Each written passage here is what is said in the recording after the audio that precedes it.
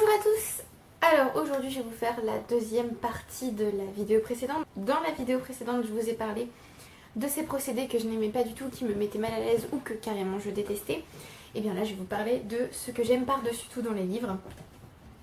Et Mishka vient vous dire bonjour, voilà. Tu dis bonjour? Viens, bonjour. Non, pas envie. Tu viens te poster avec maman, c'est ça? Oui? Non? C'est maman qui a pris ta place et tu veux récupérer ton dû, c'est ça?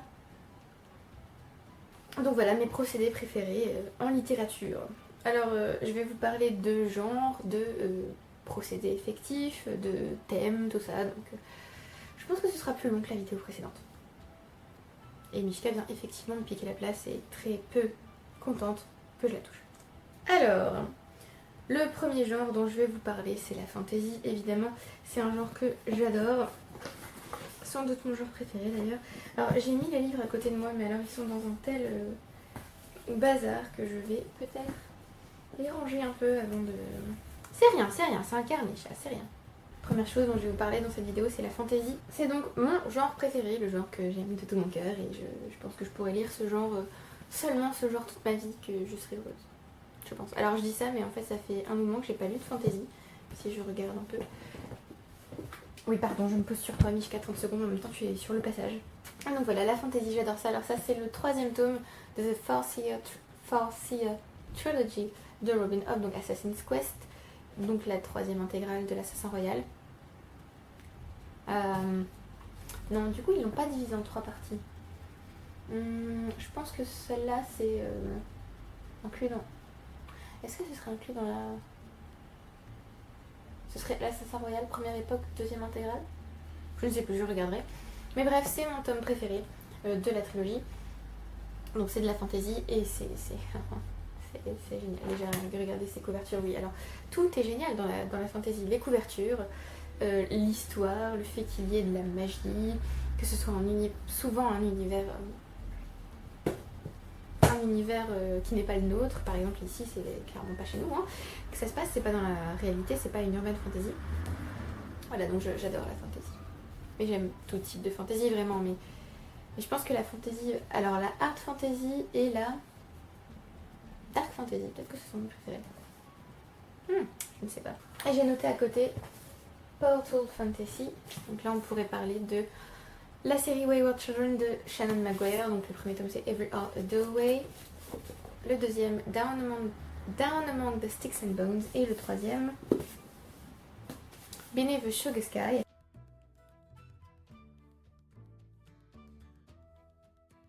Donc mon tome préféré reste quand même Down Among the Sticks and Bones. Alors on parle de Portal Fantasy parce que les personnages passent par un portail pour accéder à un nouveau monde en fait. Et vraiment cette série est juste magnifique. Alors elle n'est pas traduite, les livres sont assez courts, mais c'est pas du IA. Enfin, en tout cas moi je le mettrai pas dans le IA, vraiment. Donc c'est pas... Enfin je pense qu'il faut un bon niveau quand même pour réussir à lire cette série. Donc si vous pensez que vous avez un assez bon niveau, n'hésitez pas vraiment, cette série est juste formidable. Et donc voilà, il faut commencer par le premier tome Every Heart a Doorway, mais ils sont top, j'adore. Et donc Portal Fantasy.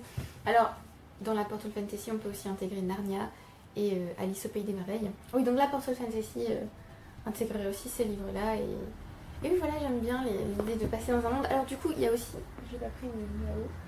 Oui, l'héritage des rois passeurs passe aussi dans la Portal Fantasy, puisqu'il y a deux mondes, Ombre et Rive, et le premier personnage qu'on rencontre, dont je ne me souviens pas le nom, passe par un portail pour découvrir Ombre en fait. Ça j'aime beaucoup donc. Alors ensuite, donc la fantasy bien sûr, un genre que j'aime beaucoup. On va rester dans les genres et je vais vous parler de deux autres genres, entre guillemets. En tout cas il y en a un, c'est entre guillemets. Hein. Un autre genre que j'aime beaucoup c'est la science-fiction. Autant pour moi il y a trois autres genres. La science-fiction que j'aime vraiment beaucoup, alors je crois que j'ai même pas pris d'exemple, Attends, j'ai pas pris d'exemple. Par exemple The Expanse de James S.A. Corey, vraiment j'adore la science-fiction. J'aime beaucoup que j'apprenne des choses, que ce soit cohérent. Alors oui, par exemple The Expanse, on sait que c'est cohérent, par exemple quand le vaisseau part d'une planète, le temps de communication augmente au fur et à mesure qu'il s'éloigne.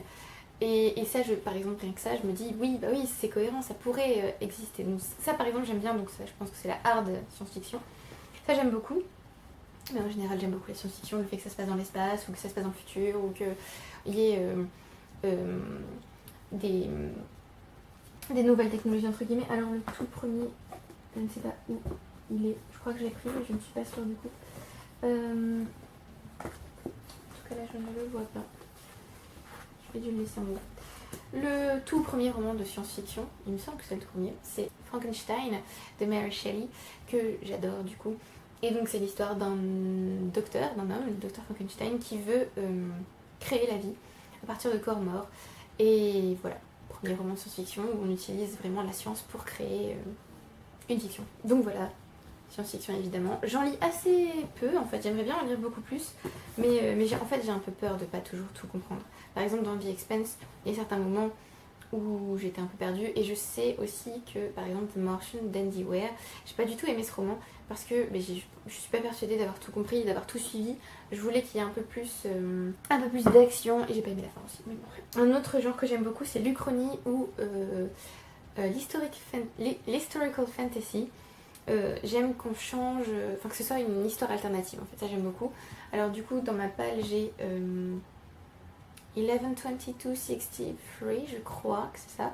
C'est un roman de Stephen King qui va partir du meurtre de Kennedy, et il me semble que le personnage revient dans le passé et que le but c'est d'empêcher le meurtre, je suis pas sûre. Donc voilà, je trouve ça fascinant en fait, le fait d'avoir une histoire alternative. Par exemple, j'ai beaucoup aimé La part de l'autre d'Eric Emmanuel Schmitt sur Hitler. Donc on a un chapitre avec le vrai Hitler, ce qui s'est passé historiquement, et Hitler si jamais il avait réussi le concours des beaux-arts. Et je trouve ça fascinant, les chemins qui sont pris, je vois ça un peu comme un arbre, et en fait on prend un chemin et on peut imaginer ce qui se serait passé si on avait pris l'autre chemin en fait. Donc j'adore ça. Et donc un autre genre, entre guillemets, parce que c'est pas vraiment un genre, que j'aime beaucoup, ce sont les biographies. Alors j'en ai pas pris là avec moi, parce que mes biographies préférées, je ne les ai pas en fait en papier. Je ne les ai pas encore en papier. Alors typiquement, mes biographies préférées sont Romantic Outlaws de Charlotte Gordon, qui va nous raconter la vie de Mary Shelley et de Mary Wollstonecraft, donc l'autrice de Frankenstein et sa mère. La biographie de Desmond Gordon sur Angela Carter qui s'appelle The Invention of Angela Carter. Celle de Tatiana Doronet sur Daphné du Maurier qui s'appelle Manderley Forever. Et je n'ai pas encore lu de biographie de Shirley Jackson, mais j'aimerais beaucoup. Il y en a une de Ruth Franklin, je crois. Je ne sais plus c'est quoi le nom de la biographie. Mais voilà, typiquement les biographies, j'adore ça. J'adore ça. Par contre, quand je finis une biographie, alors, je peux pleurer la mort de personnages fictifs, hein, ça m'arrive.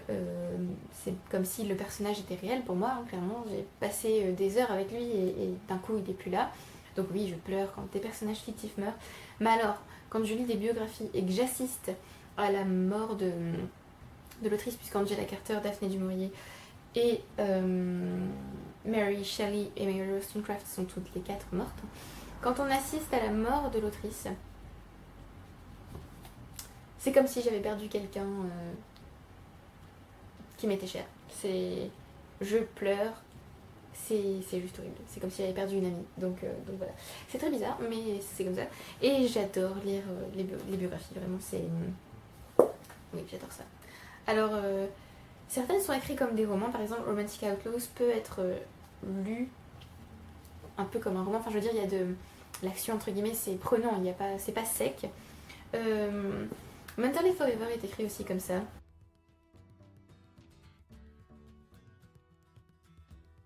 Alors, The Invention of Angela Carter, c'est un petit peu différent, puisque là, l'auteur va nous parler des romans de l'autrice, de ses nouvelles, de ses essais. Il va nous parler de sa pensée, de ses idées, tout ça.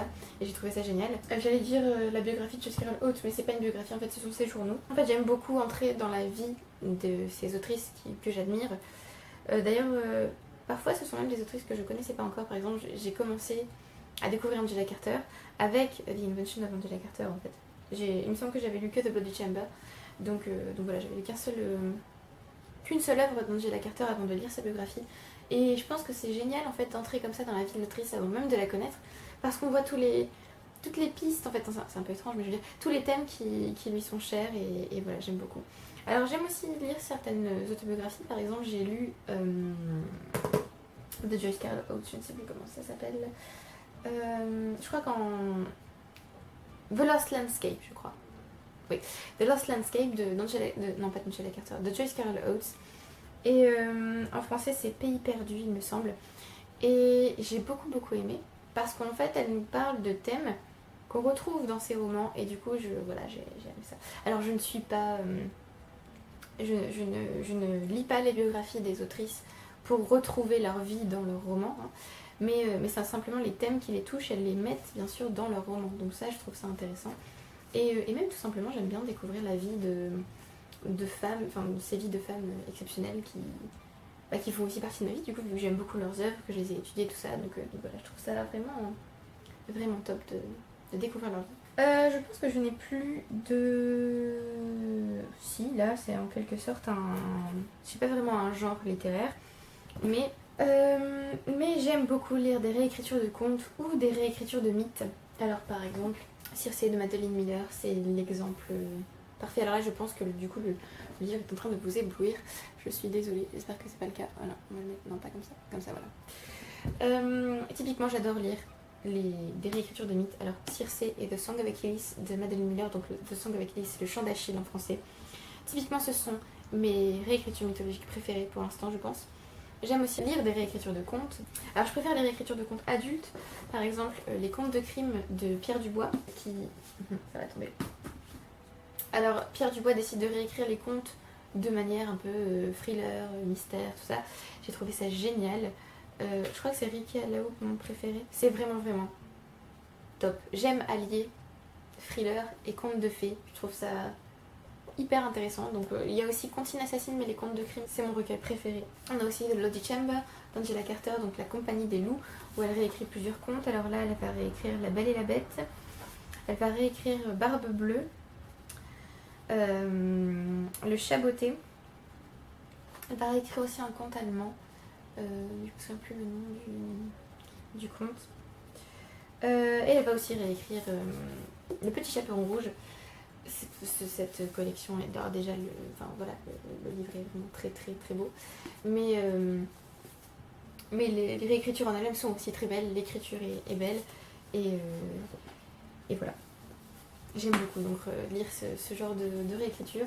J'ai l'impression qu'on va un peu plus profond en fait dans le mythe. Et par exemple là, Circé et The Song of Achilles pour moi sont... Donc, je crois que j'ai vu ça sur le Twitter de Mary Baird. Elle disait que... je sais plus si c'est elle ou quelqu'un d'autre, mais c'était un spécialiste entre guillemets qui disait que les mythes n'étaient pas fixes. En fait, dès l'origine, quand ils sont écrits, ils ne sont pas fixes, puisque ce sont des histoires qui sont racontées. Et donc, par exemple, là, l'histoire de Circé écrite par Madeline Miller, ou l'histoire d'Achille et de Patrocle dans Le Chant d'Achille écrite par Madeline Miller, ce sont pas des... Comment dire ? On peut pas dire qu'il y a un mythe canon, en fait. Du coup, si j'ai envie de prendre Le Chant d'Achille comme la version du mythe que je préfère, mais j'ai le droit de me dire que c'est mon mythe canon, en fait. Tout comme là pour Circé. Et je trouve ça génial parce que du coup comme c'est pas fixe, on peut ajouter, on peut imaginer ce qui s'est passé, ce qui n'est pas dit, tout ça. Et c'est exactement ce que font donc les réécritures de mythes et j'adore ça, vraiment. Une autre réécriture de mythes que j'ai beaucoup aimée, c'est de Pénélopiade de Margaret Atwood, qui s'appelle en français L'Odyssée de Pénélope, et donc c'est l'Odyssée, mais du point de vue de Pénélope. Et autant vous dire que c'est un autre délire, hein, du coup c'est... Et je préfère à l'Odyssée d'Homère que j'ai pas vraiment aimé. Je me dessèche. Voilà, donc réécriture de contes, réécriture de mythes. Ah oui, réécriture de contes aussi, il y avait... Mishka, tu peux garder tes poils, merci, j'ai pas besoin de les manger. Réécriture de contes, il y avait aussi Kissing the Witch d'Emma Donoghue, qui est un recueil de réécriture de contes, donc, mais homosexuel et même lesbien, puisqu'il n'y a que des personnages féminins. Et c'était juste génial, j'ai adoré. Et chaque nouvelle, donc c'est un recueil de nouvelles du coup, chaque nouvelle a un lien avec la suivante et j'ai adoré. Il faudrait que je le relise d'ailleurs. Parlant de réécriture de contes, mythes et nouvelles surtout, je l'ai pas mis là, mais j'aime beaucoup les nouvelles. Qu'elles soient... Alors je préfère quand elles sont vraiment courtes, Pas quand elles font 100 pages ou quoi, parce que là du coup c'est plus vraiment une nouvelle, pour moi c'est un court roman, c'est plus vraiment une nouvelle. J'aime beaucoup les nouvelles. Là par exemple, là-haut, je sais pas si vous les voyez, mais j'ai Dangerous Woman, Warrior et Rogues, qui sont des anthologies éditées par George R. R. Martin et Gardner Dozois. Et j'adore ces anthologies. En fait, ce sont ces anthologies qui m'ont donné envie de reprendre les nouvelles. Parce que oui, j'adore ça et j'en lis très peu. Et il faudrait d'ailleurs que je m'y remette. Il me semble que j'ai pas lu énormément de recueils de nouvelles là. Alors l'un des derniers recueils de nouvelles que j'ai tenté de lire, mais j'ai pas réussi à le finir pour l'instant, c'est Wild Cards de George R. R. Martin, alors édité par George R. R. Martin. C'est le premier tome de la série Wild Cards.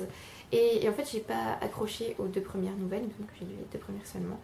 J'ai pas du tout accroché. Et je trouve ça dommage parce que dans Dangerous Woman, il me semble, il y a une nouvelle issue de cet univers et j'ai adoré. Ça m'a donné hyper envie de découvrir un peu plus Wild Cards. Mais du coup, j'ai pas du tout accroché à ces 2 premières nouvelles. Donc il faudrait que je continue un petit peu, que je lise peut-être la suivante, voir ce que ça donne. Mais du coup, j'avais été déçue. Donc voilà, les nouvelles, j'aime beaucoup. Je crois que c'est bon pour les genres, donc là on va suivre la liste, comme ça j'ai plus à cocher tout ça. Alors c'est pas vraiment un genre, mais quelque chose que j'adore. C'est le gothique. Bien sûr, c'était évident que j'allais vous en parler, je pense que vous vous doutiez. Et du coup, si je vous parle de gothique, forcément je vais vous parler de Joyce Carol Oates. Je veux dire, qui pensait que j'allais la laisser de côté? Personne, bien sûr. Donc ici, Belle Fleur de Joyce Carol Oates. J'adore le gothique, j'adore les thèmes du gothique, j'adore l'ambiance du gothique. D'ailleurs, certains procédés et tropes dont je vais vous parler après sont directement liés au gothique. J'aime trop. Gothique, oui, voilà, qui m'a permis de découvrir tout un tas de tropes que j'adore et dont je vais vous parler ensuite. Mais je voulais quand même vous parler spécifiquement de ça. Alors bien sûr, Joyce Carol Oates écrit ce roman en 1980 et quelque chose, il me semble. 1980 pile. Donc elle a écrit ce roman en 1980. Donc là on est plus sur du gothique moderne, un peu comme Rebecca de Daphné du Maurier, qui est aussi un livre exceptionnel que j'adore de tout mon cœur, qui a été écrit en 1938. Donc là on est plus sur du gothique moderne, mais si on part sur du gothique plus... Là aussi gothique moderne, The Woman in Black de Susan Hill, paru en 1983. Mais il y a aussi du gothique un peu plus calme, on va dire. Un peu plus calme, non. Il y a aussi du gothique un peu plus... Enfin, un peu plus âgé, on va dire. Par exemple, Dracula ou The Picture of Dorian Gray, qui, alors, ne sont pas... Enfin, Dracula, il me semble qu'il est totalement gothique. Mais The Picture of Dorian Gray, c'est plus dans le décadent. Mais ils sont aussi tous les deux classés en gothique. Et évidemment, enfin, je veux dire, le gothique, c'est la vie, c'est merveilleux. J'ai envie de lire tout un tas de nouveaux romans gothiques et d'anciens romans gothiques. Anne Radcliffe entre aussi dans le gothique, mais je suis pas 100% fan. Et il me semble que le premier roman gothique, en tout cas le plus vieux que j'ai lu, c'est The Castle of Otranto de d'Horace Walpole, donc le château d'Otrante, qui est pas mal et qui introduit pas mal de thèmes gothiques, la malédiction, le huis clos en quelque sorte, la demeure un peu étrange, un peu hantée, un peu voilà. Et The Haunting of Hill House aussi fait partie du gothique moderne, pour moi en tout cas. Voilà, le gothique, je vais peut-être pas vous en parler encore plus longtemps parce que je vous ai déjà fait des vidéos là-dessus. D'ailleurs, j'aimerais bien vous en faire d'autres. Je sais pas encore exactement quoi vous dire pour l'instant. Parce que ça va être très très long et c'est long à préparer et je sais pas encore quel thème aborder avec vous. Oui, lié au gothique, un procédé ou un élément que j'adore, ce sont sur les vampires. Je pense que depuis que j'ai lu Dracula et Twilight d'ailleurs, puisque en quelque sorte Twilight m'a aussi lancé en fait dans la découverte de cette créature fantastique. J'adore la figure du vampire, je pourrais lire des tas de romans sur le vampire, j'en lis d'ailleurs. Dracula bien sûr est le roman vampirique pour moi, et même je pense qu'en général on peut dire que Dracula c'est la base entre guillemets. J'ai lu d'autres romans de vampires, par exemple le premier tome des chroniques de vampires d'Anne Rice, Interview with a Vampire, et j'ai aussi lu Anno Dracula qui est exceptionnel. J'ai tout un tas d'autres livres avec des vampires qu'il faut que je lise, mais vraiment le vampire c'est une créature fantastique, fascinante je trouve, et j'aimerais beaucoup l'étudier plus en profondeur. C'est... Oui, c'est une créature fascinante vraiment. Et il me semble que je ne vous ai pas fait de vidéo juste sur le vampire, mais je vous l'ai inclus dans les créatures fantastiques. Et oui, voilà, j'adore cette figure. À chaque fois, d'ailleurs, il y a une petite apparition vampirique dans Belle Fleur. Il me semble que c'est dans Belle Fleur. Il y a cette petite apparition et c'est pas clairement, enfin explicitement dit que c'est un vampire. Et moi, quand j'ai vu ça, j'étais... Oh, je le vois. Alors surtout, ce que j'adore dans les nouveaux romans gothiques ou dans les nouveaux romans de vampires ou tout ça, ce sont les tonnes de références qu'on a. Par exemple, dans Anno Dracula, on a énormément de références à Dracula ou à des personnages historiques qui ont été accusés entre guillemets d'être des vampires, tout ça, et j'adore ça, voilà. J'ai d'ailleurs plusieurs romans de vampires à lire. Là j'ai Dracul qui m'attend ici, là. Je sais pas si vous le voyez sur la vidéo, mais Dracul de Dag Restoker et J.D. Barker il me semble. Et j'ai aussi demandé un arc de Dracula's Child sur NetGalley, donc il va falloir que je le lise bientôt puisqu'il sort en septembre, donc voilà. Donc vous aurez bientôt du contenu vampirique sur la chaîne. Toujours à cause du gothique entre guillemets, j'adore les narrateurs peu fiables. Alors on en trouve oui, dans le gothique comme je vous disais, par exemple dans Rebecca, la narratrice est assez peu fiable je trouve. Et ce n'est pas un spoiler, vous vous en rendrez compte très rapidement. J'adore les narrateurs peu fiables. C'est aussi le cas dans... alors, c'est pas le cas dans The House Next Door, mais dans The House Next Door, on va quand même douter du personnage, comme dans The Haunting of Hill House. En fait, tous les romans qui sont écrits à la première personne et dans lesquels le lecteur va commencer à douter de la véracité de ce que raconte le narrateur personnage, c'est aussi le cas dans My Cousin Rachel de Daphné du Maurier que j'ai lu il y a peu. J'adore ça. J'adore ça parce que du coup, le lecteur peut s'imaginer tout ce qui n'est pas dit ou tout ce qui est refoulé par le personnage. Et par contre, ça peut être très frustrant pour certains lecteurs qui aiment tout savoir ou qui aiment que ce soit bien clair, parce que là, du coup, c'est jamais clair. C'est par exemple le cas dans certaines nouvelles de Poe, dans Le Portrait ovale par exemple, ou il me semble que dans The Pit and the Pendulum, c'est ça aussi, dans La chute de la maison Usher également. Voilà, moi j'adore ce genre de narrateur auquel on peut pas faire confiance en fait, et donc on doit se débrouiller un peu seul pour découvrir le fin mot de l'histoire. Et donc ces narrateurs peu fiables sont souvent des narrateurs qu'on retrouve par exemple dans le fantastique. Le Horla par exemple. On peut se demander si les personnages sont fous, sont drogués, ont bu ou ce genre de choses, s'ils ont un problème en fait. Et donc voilà, j'adore ça. J'aime aussi beaucoup, alors c'est très paradoxal parce que là du coup les narrateurs peu fiables c'est souvent en point de vue interne et même en première personne. Là j'aime aussi beaucoup les points de vue omniscients, c'est-à-dire quand on sait absolument tout. Ça j'adore. Alors le seul point de vue que j'aime pas en fait c'est le point de vue externe. Il est utile bien sûr, mais je veux dire, tout un roman écrit en point de vue externe, je sais que ce sera pas un roman qui va vraiment beaucoup me toucher, parce que j'aime beaucoup, soit tout savoir, soit être dans la tête d'un personnage en particulier et découvrir l'histoire à travers ses yeux. Par exemple, alors là c'est pas point de vue omniscient, donc j'aime aussi le point de vue omniscient, et j'aime aussi les romans à point de vue multiple. C'est le cas du Trône de Fer de George R. R. Martin, donc là Game of Thrones, le premier tome. J'adore le fait qu'il y ait tout un tas de points de vue. Alors ça peut faire beaucoup pour certains lecteurs, rien que parce que, alors, on a les personnages qu'on suit niveau point de vue, par exemple Jon, Daenerys, Tyrion, Sansa, Ned. Et on a aussi tous les personnages à côté qu'on ne suit pas, mais qui ont quand même leur importance. Et du coup ça commence à faire beaucoup, c'est sûr. Moi j'adore les romans à point de vue multiples, puisqu'on a une vue différente en fait sur l'histoire. On peut par exemple avoir le point de vue de Cersei un peu plus loin dans la série et se dire qu'elle voit pas du tout ce qui se passe, comme Sansa par exemple. Moi je trouve ça fascinant d'avoir différents points de vue comme ça. Cette vidéo va être très très longue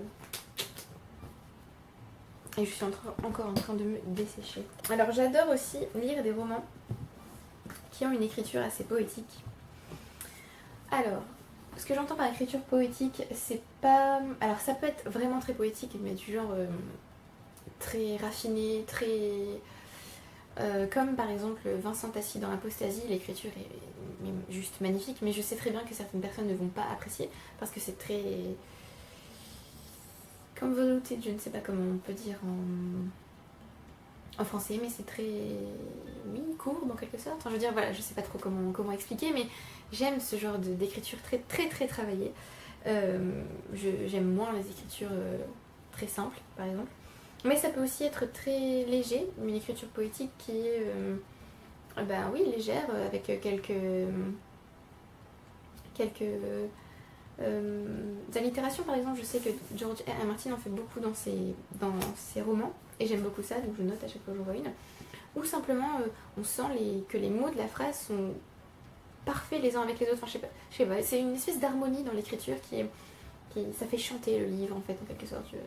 J'ai complètement cinglé quand je vous dis ça, mais voilà. J'aime beaucoup ça, donc quand il y a une harmonie des sonorités dans un roman, dans une écriture, voilà, ça me plaît énormément. Et donc si j'aime une écriture poétique, j'aime aussi beaucoup la poésie en elle-même. Donc là c'est Goblin Market and Other Poems de Christina Rossetti, voilà, un de mes recueils préférés. J'adore la poésie, je trouve ça vraiment tellement beau, les sons qui vont bien ensemble, les thèmes qui sont abordés, le fait que en très peu de lignes, parce que bon quand même, nous toucher avec un roman aussi long, waouh, mais nous toucher avec juste une page, par exemple le poème Remember, qui fait juste ça. Voilà, le pouvoir de cette autrice qui nous touche avec juste quelques vers, voilà, je trouve ça fascinant et je trouve ça beau, voilà, donc j'adore la poésie. Alors là, on va entrer dans la partie de la vidéo où je vais parler de manière un peu random de différents procédés que j'aime beaucoup. Procédés ou décors, voilà. Par exemple, j'ai découvert récemment, non en fait j'ai pas découvert récemment, j'ai toujours aimé ça, mais j'adore les romans qui se trouvent dont l'action se situe dans l'Antiquité. Donc les fictions historiques, mais situées dans l'Antiquité. Alors que ce soit l'Antiquité grecque, l'Antiquité égyptienne, l'Antiquité romaine. Alors là en ce moment, c'était surtout l'Antiquité romaine, puisque j'ai lu j'ai commencé pas mal de bouquins qui parlaient de la Rome antique. Alors, c'est aussi parce que je suis en train de regarder la série Rome, que j'ai toujours pas fini.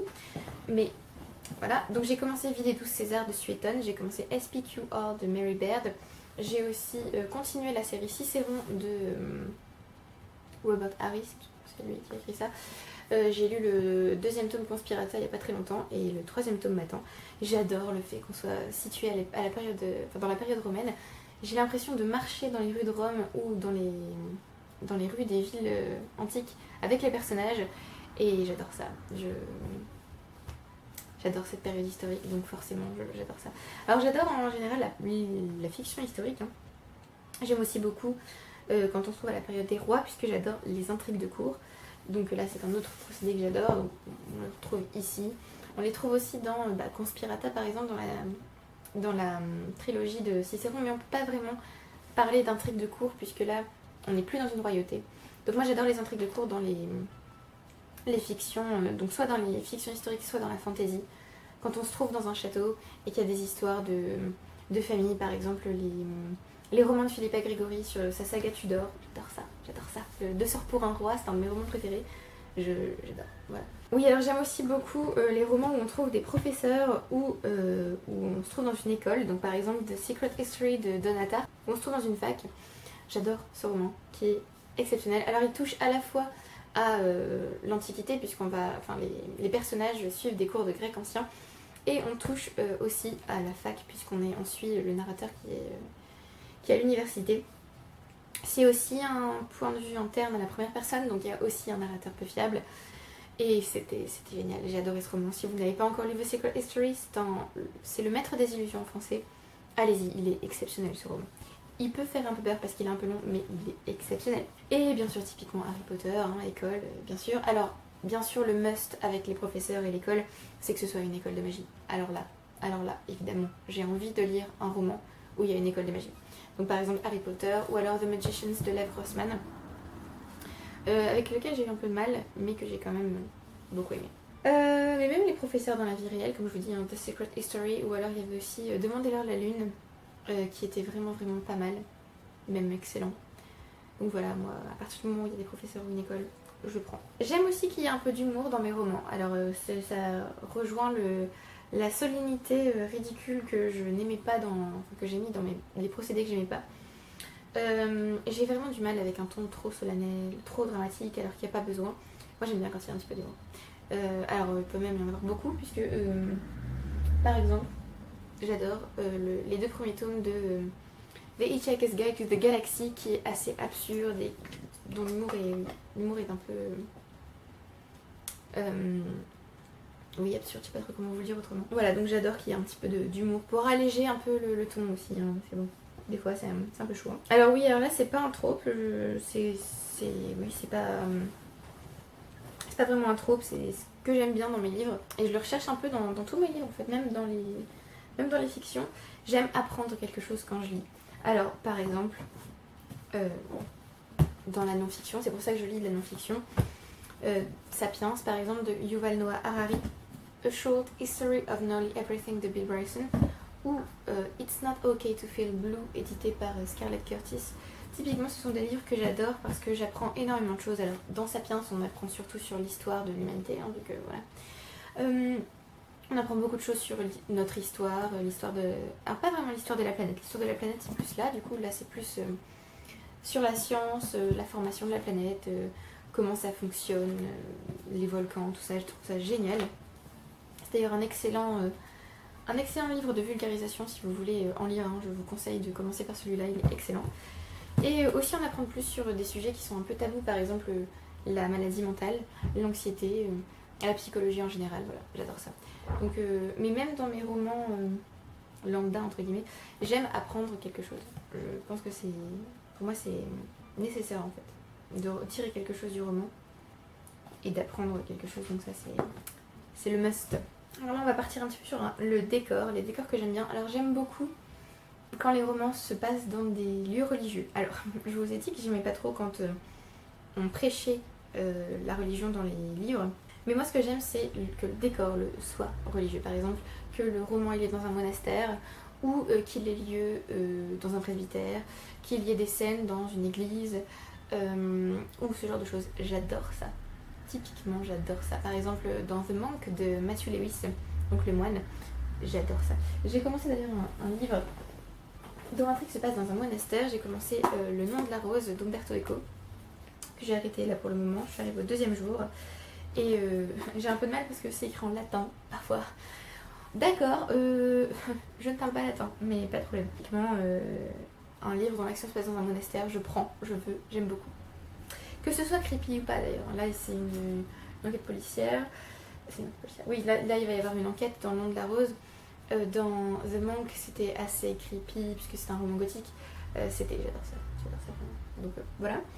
Un autre décor que j'adore, évidemment, la maison plus ou moins hantée, on va dire, ou le château plus ou moins hanté. Par exemple, le château dans Dracula n'est pas hanté, mais il est habité par Dracula, donc bon, au choix, vous pouvez considérer qu'il est hanté ou pas. Je pense qu'il n'est pas habité que par des êtres tout à fait purs et humains. La grande demeure victorienne, le manoir victorien, ou même dans des fictions historiques, la grande maison familiale, tout ça, j'adore ce genre de décor, vraiment.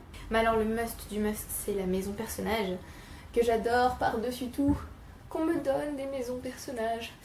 Alors, parfois on peut avoir un doute sur le fait que la maison soit personnage ou pas. Parfois on peut voir le côté maison personnage et il est démystifié par la suite, on se rend compte qu'en fait non, c'était l'imagination du personnage ou quoi. Mais des grandes maisons hantées ou personnages, dans la littérature, on a Manderley dans Rebecca, on a Hill House dans The Haunting of Hill House, on a Hillmarch House dans The Woman in Black. On a tout un tas de maisons comme ça qui sont très très inquiétantes ou qui... voilà. Il y a aussi la maison dans The House Next Door, du coup la maison d'à côté. Évidemment, je veux dire, elle est déjà dans le titre, donc on doit bien se douter qu'elle a un lien, qu'il y a quelque chose avec cette maison. Voilà, typiquement, j'adore ces maisons. Et si j'adore ces romans aussi, c'est parce que j'aime, étrangement, ressentir de l'angoisse quand je lis. Voilà, alors là, vous allez me dire, elle est complètement tarée. Mais alors, je déteste ressentir du dégoût quand je lis. Mais alors, ressentir de l'angoisse, alors bien sûr, ça me met mal, hein, je veux dire, c'est le but. Mais il y a, je sais pas, il y a quelque chose du coup qui se passe entre moi et le livre. Par exemple, The Haunting of Hill House, c'est un de mes romans préférés. Mais c'est aussi un roman très dur à lire, un roman très déprimant. Mais j'ai adoré le lire, j'ai adoré l'analyser, voilà, ce sont des livres que j'adore. Dracula, je ressens moins d'angoisse quand je lis, mais par exemple The Woman in Black, la fin, l'angoisse que j'ai ressentie quand j'ai lu la fin. Waouh, voilà. Et aussi des maisons qui m'obsèdent et qui sont liées à l'angoisse, comme Manderley dans Rebecca. Mais oui, voilà, ressentir de l'angoisse, j'aime bien ça quand je lis. Alors, angoisse, pas peur, panique, c'est du suspense, mais avec une petite touche de terreur ajoutée, voilà. J'ai ressenti ça dans The House Next Door, par exemple. Mais c'est pas du dégoût et c'est pas... Voilà, c'est compliqué. On arrive bientôt à la fin. Autre chose que j'adore dans mes romans, quand c'est un huis clos, j'adore ça. Alors par exemple, je pense que Le nom de la rose peut être considéré comme un huis clos, il me semble, puisque clairement on est dans l'abbaye, personne ne sort vraiment. Alors, personne ne sort vraiment. Alors, c'est pas un huis clos où personne ne peut sortir. On peut sortir. Mais voilà, par exemple, Peur Express de Joe Wittek, qui est là-bas, c'est un huis clos. À un moment donné, puisque les personnages sont enfermés dans un train et qu'ils ne peuvent pas sortir du train à cause de la neige, ils peuvent sortir, mais je veux dire, ils vont pas aller très loin, quoi. Donc voilà, j'adore que ce soit des huis clos où qu'on reste bien dans un endroit avec plus ou moins peu de personnages. Par exemple, Des Petits Nègres, j'adore aussi parce que c'est un huis clos. Ils sont enfermés sur une île à 10 et voilà. J'aime aussi beaucoup quand on traite de folie ou de santé mentale, de psychologie, tout ça dans les romans. Pas seulement donc dans les non-fictions comme par exemple dans It's Okay to Feel Blue que je recommande à tout le monde, que vous ayez un problème de santé mentale ou pas, ce livre est exceptionnel et il permet de se comprendre et de comprendre les autres, de comprendre ceux qui autour de nous peuvent ressentir. Voilà. C'est top. Donc oui, quand on traite de folie ou de psychologie dans les romans, j'adore ça. Par exemple, alors c'est pas un roman, mais j'ai adoré Billy Milligan de Daniel Case. Voilà, ce livre est exceptionnel. C'est pas un roman, c'est une non-fiction, mais il traite de folie, de psychologie et de santé mentale. Parlons de psychologie et de santé mentale, j'adore quand on traite de la figure du double, bien sûr. Donc là, je vais plutôt vous parler de The Picture of Dorian Gray d'Oscar Wilde, donc le portrait de Dorian Gray, puisque Dorian est peint par son ami Basil Hallward, et donc dès le début on a le thème du double, on a le vrai Dorian et le portrait. Je ne vais pas vous en dire plus au cas où vous ne l'avez jamais lu et vous ne savez pas trop de quoi ça traite, mais oui, le thème du double, j'adore ça. On le trouve aussi dans William Wilson de Poe, dans La chute de la maison Usher, dans la majorité des romans gothiques en fait. Et j'adore ça. J'adore du coup aussi les personnages doubles, donc les jumeaux par exemple. Même si ce ne sont pas des romans qui font peur ou quoi, par exemple dans Fangirl il y a des jumelles et voilà, j'aime bien. Et enfin, dernier procédé que j'adore, les groupes. J'adore quand il y a des groupes. Alors, des groupes d'amis, comme dans Harry Potter par exemple, des groupes qui partent pour des longs voyages. Alors, je vous ai dit dans la vidéo précédente que j'aime pas trop les voyages, mais quand c'est un groupe d'amis ou un groupe tout court, qu'on suit depuis un moment et qui part en quête ensemble, j'adore ça. Assassin's Quest est mon tome préféré de la première trilogie de Robin Hobb, parce qu'une longue partie se passe avec ce groupe qui est en train de voyager. Et je me suis sentie tellement bien dans ce groupe. C'est en fait la majorité des romans que j'adore. Dans la majorité des romans que j'adore, il y a un groupe dans lequel je me sens bien, où je suis cosy. Par exemple, c'est le cas dans The House Next Door de Dan Rivers Siddons, où certes l'ambiance dégénère rapidement, mais quand même au début on a un bon groupe cosy dans lequel on est rassuré et tout ça. Pareil pour Every Out Doorway, on a un groupe d'amis et voilà, j'adore ça. J'adore ça. Non, c'est pas tombé. Voilà, alors il me semble que c'est tout pour les procédés que j'adore. Je pense qu'il n'y en a pas d'autres si j'en trouve. Enfin, je peux toujours updater la vidéo plus tard si je trouve de nouveaux. Soit de nouveaux procédés qui me gênent, soit de nouveaux procédés que j'adore.